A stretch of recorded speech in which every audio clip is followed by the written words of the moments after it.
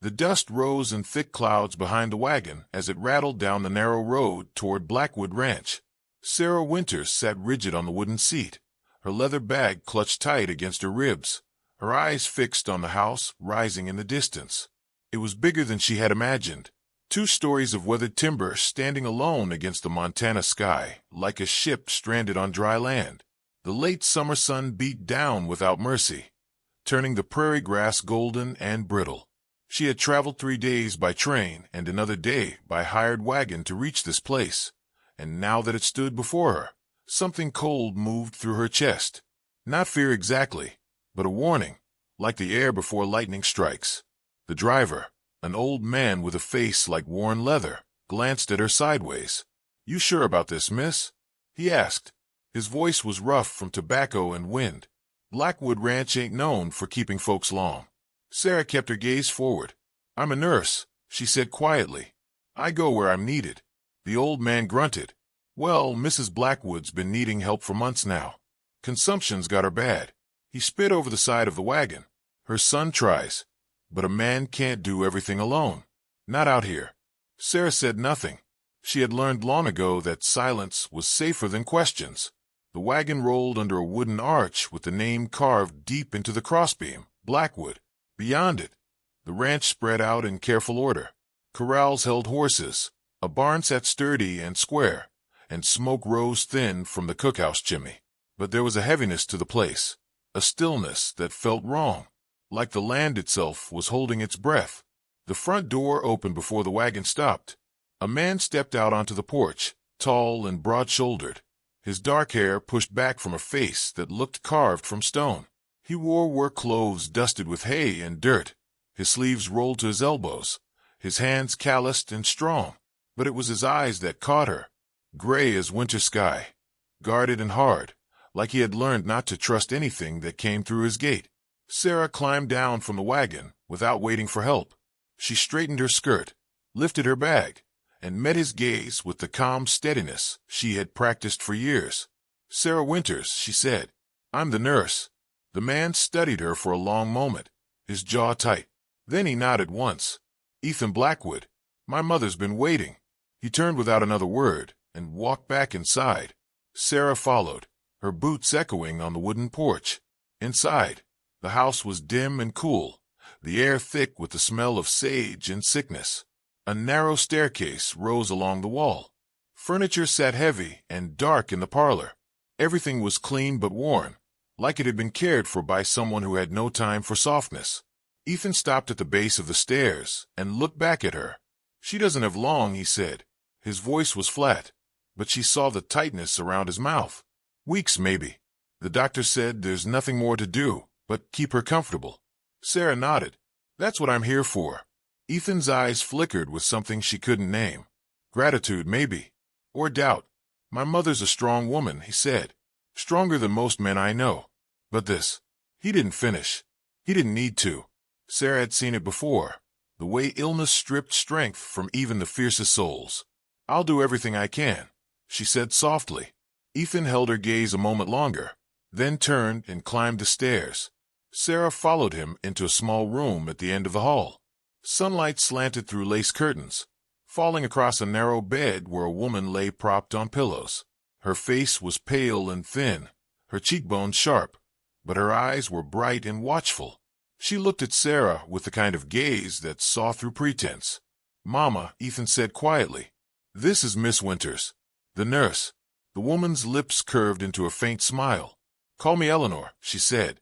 Her voice was a whisper, rough and broken. "I don't have time for formalities."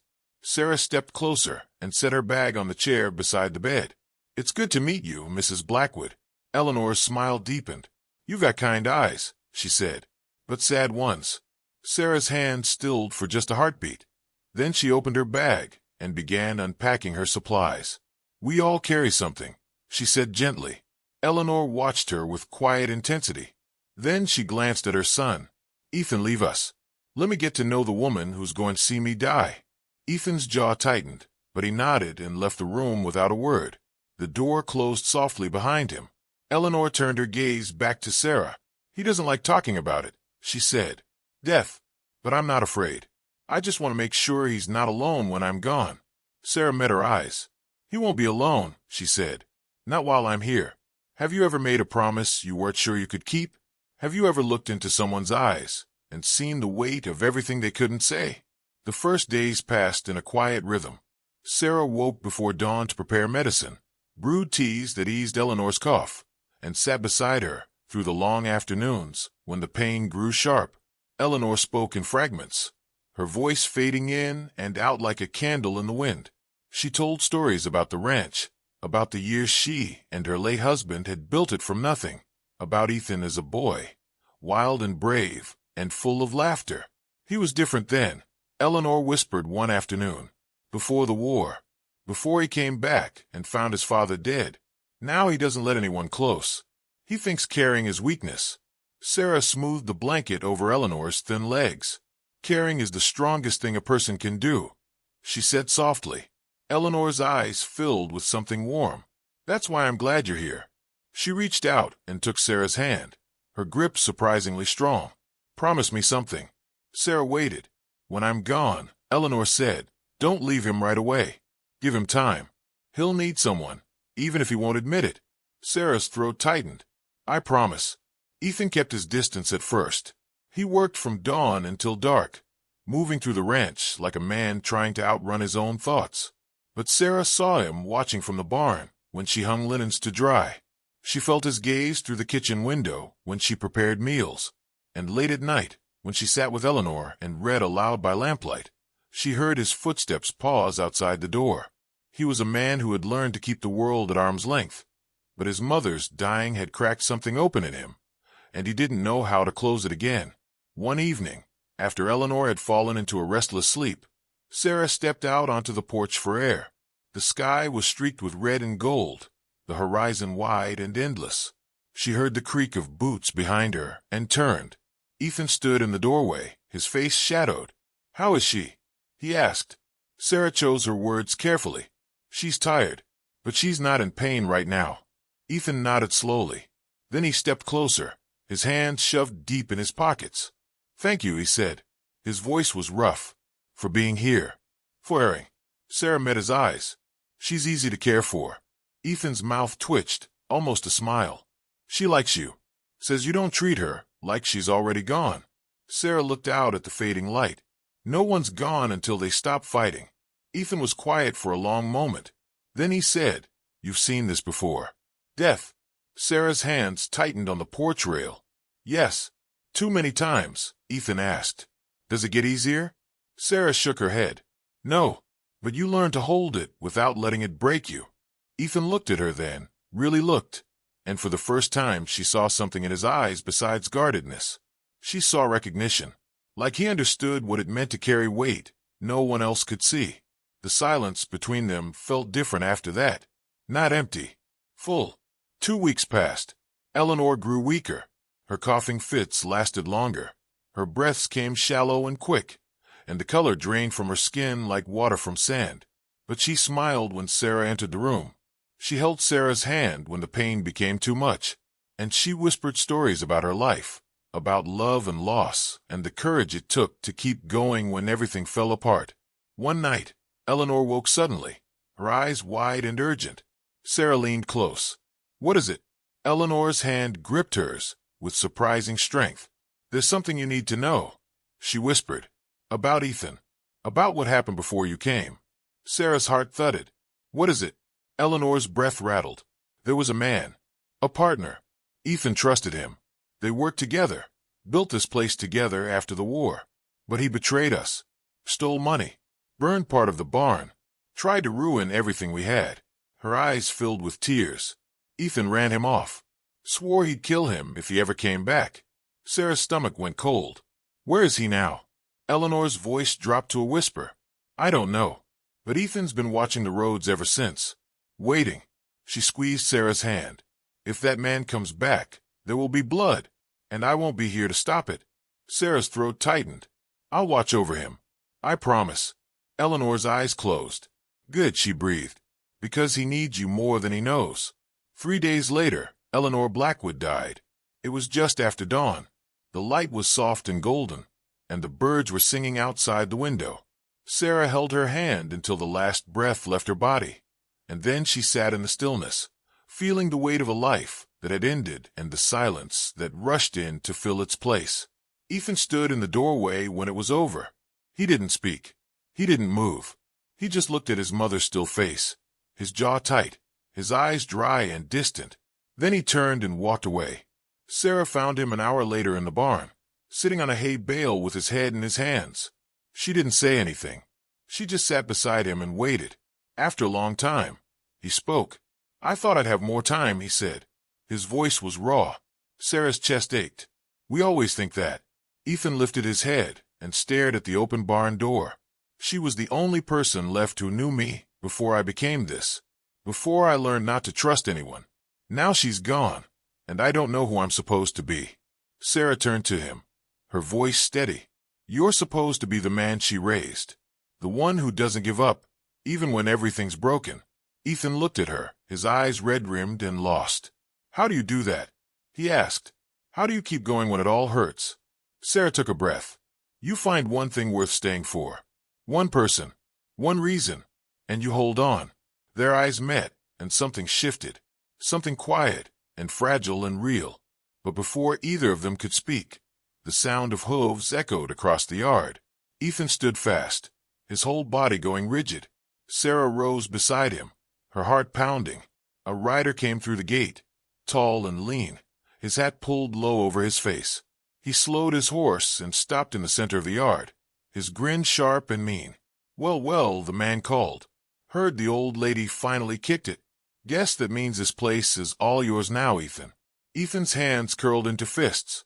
"Get off my land, Caleb." The man, Caleb, laughed. "That's no way to greet an old friend. We built this place together, remember? Before you decided you were too good for partners." Sarah's blood went cold. This was the man Eleanor had warned her about, the one Ethan had sworn to kill if he ever returned. Ethan stepped forward, his voice low and dangerous. "You stole from us. You tried to destroy everything we had. You're lucky I let you leave alive." Caleb's smile widened. "Maybe I came back to finish what I started. Or maybe I just wanted to see if you'd finally grown a spine." Ethan's hand moved toward the rifle leaning against the barn wall. "Don't," Sarah said sharply. She stepped between them, her voice calm but firm. "Whatever happened before, it's done. There's been enough loss here." Caleb's eyes slid to her, cold and calculating. "And who's this? The new nurse?" His grin turned ugly. "Or maybe something more." Ethan lunged forward, but Sarah caught his arm. Her grip was strong, her gaze steady. "Don't let him make you into what he wants you to be," she said quietly. "You're better than this." For a long, terrible moment, no one moved. Then Ethan took a shaking breath and stepped back. "Get out," he said to Caleb. "And if I ever see you on this land again, I won't hesitate." Caleb laughed, but there was no humor in it. "You've gone soft, Blackwood. That nurse of yours has made you weak." He turned his horse and rode toward the gate, but he called back over his shoulder, "I'll be seeing you real soon." The sound of hooves faded into the distance. Ethan stood trembling, his fists clenched, his breath coming hard. Sarah stayed close, her hand still on his arm. "You did the right thing," she said softly.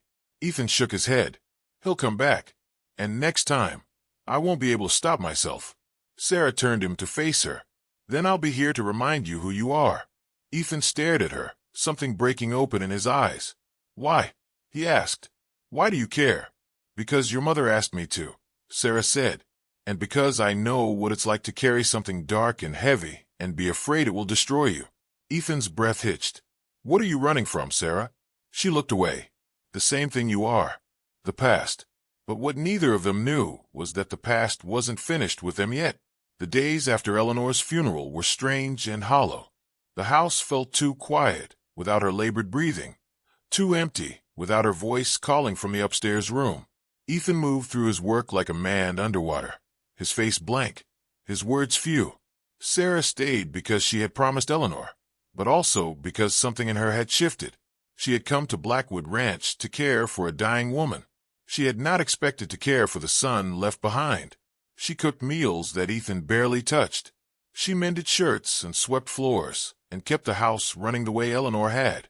And at night, She sat on the porch and watched the horizon, waiting for trouble to come riding back, because she knew it would. Men like Caleb didn't make threats and walk away. They waited. They planned. And when they struck hard. One evening, Ethan found her sitting on the porch steps, her arms wrapped around her knees. He sat down beside her without asking. "You don't have to stay," he said. His voice was quiet. "My mother's gone. You've done what you came to do." Sarah didn't look at him. "Is that what you want? For me to leave?" Ethan was silent for a long time. Then he said no. Sarah turned to him, her heart beating hard. "Then I'll stay. As long as you need me." Ethan's jaw tightened. "You don't know what you're saying. If Caleb comes back, then we'll face it," Sarah said. "Together." Ethan stared at her, his gray eyes full of things he didn't know how to say. "Why are you doing this?" he asked. "You don't owe me anything." Sarah took a breath. "Because I know what it's like to be alone. To feel like the world has taken everything and left you with nothing but ghosts." Her voice wavered. "I don't want you to go through that." Ethan reached out slowly, carefully, and took her hand. His palm was rough and warm. "Thank you," he said. It was the simplest thing, but it broke something open between them. That night, for the first time since Eleanor died, Ethan didn't walk away. He stayed, and they sat together under the wide Montana sky. Two people who had learned not to trust, learning slowly how to hope. But hope is a fragile thing. And 3 nights later, the barn caught fire. Sarah woke to the smell of smoke and the sound of horses screaming. She ran outside in her nightgown, her bare feet slapping against the dirt. Flames roared from the barn, orange and violet, lighting up the night like a second sun. Ethan was already there, shouting orders to the ranch hands, hauling water, fighting the fire with everything he had. Sarah grabbed a bucket and joined the line, her arms burning, her lungs choking on smoke. It took an hour to put it out. When the flames finally died, the barn was half gone, blackened beams collapsing into ash. The horses were safe, but the damage was done. Ethan stood in the wreckage, his face streaked with soot, his eyes hard and cold. "Caleb," he said. "It had to be." One of the ranch hands nodded. "Saw tracks leading west. Fresh ones." Ethan turned and walked toward the house without a word. Sarah followed.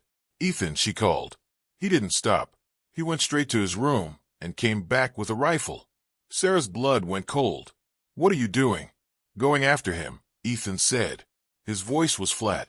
"Before he burns everything I have left." Sarah stepped in front of him. "No, you're not." Ethan's eyes blazed. "Get out of my way, Sarah.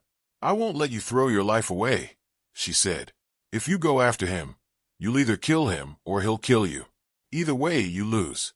Ethan's hand shook. "He deserves to die." "Maybe," Sarah said, "but your mother didn't raise you to be a killer." The words hit him like a physical blow.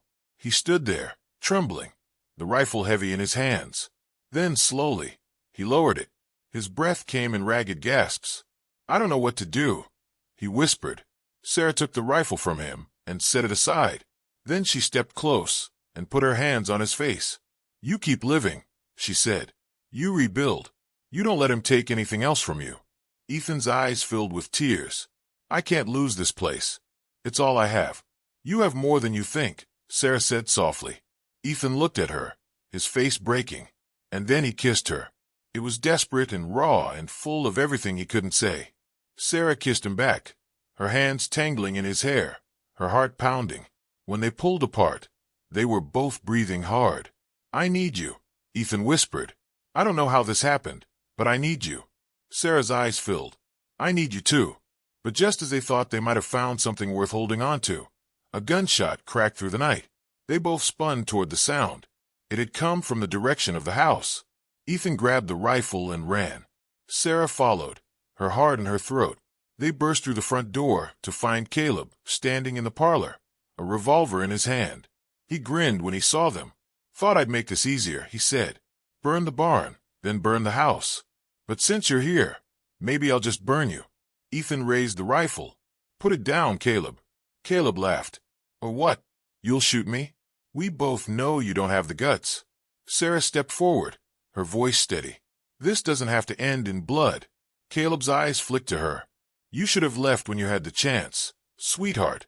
Now you're just another witness." He cocked the revolver. Ethan moved fast. He lunged, knocking the gun aside just as it fired. The shot went wild, shattering a window. The two men crashed to the floor, grappling, fists flying. Sarah screamed and grabbed the rifle Ethan had dropped. "Stop!" she shouted. "Both of you stop." But they didn't hear her. Ethan landed a punch that sent Caleb reeling. Caleb kicked him back and scrambled for the fallen revolver. Sarah didn't think. She just moved. She stepped between them, the rifle raised, her finger on the trigger. "Enough," she said. Her voice was cold and clear. Caleb froze, his hand inches from the gun. Ethan staggered to his feet, breathing hard. Sarah kept the rifle trained on Caleb. "You're going to leave," she said, "and you're never coming back. Or I swear to God, I will pull this trigger." Caleb stared at her, his eyes wild. Then slowly, he raised his hands. "You're making a mistake," he said. "Ethan will never be free of me." Sarah's jaw tightened. "That's his choice to make, not yours."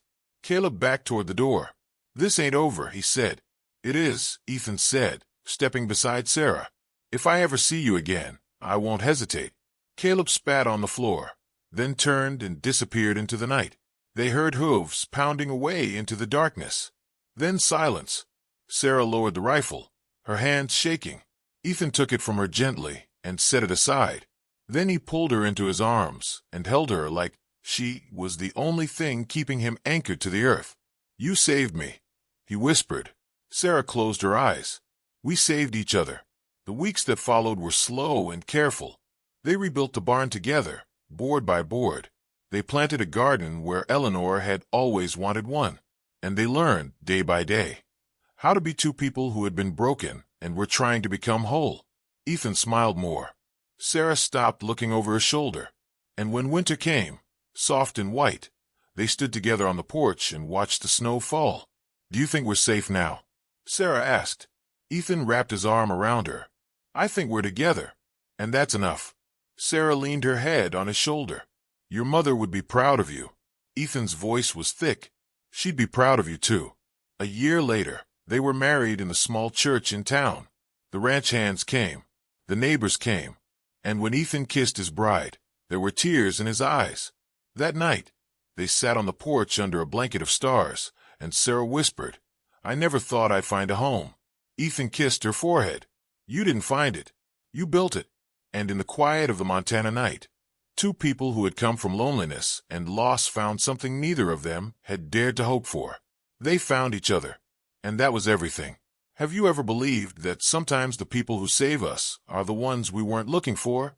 That love can grow in the darkest soil and bloom into something stronger than fear? This story reminds us that healing doesn't happen alone. It happens when two broken people choose to hold each other up. If this story moved you, subscribe to hear more tales from the Wild West, stories of courage, redemption, and love that refused to die. And if you've ever felt alone in your pain, remember this: you are not the only one carrying something heavy. And maybe, just maybe, the person meant to help you carry it is closer than you think. Share your thoughts in the comments below, and let's keep these stories alive together.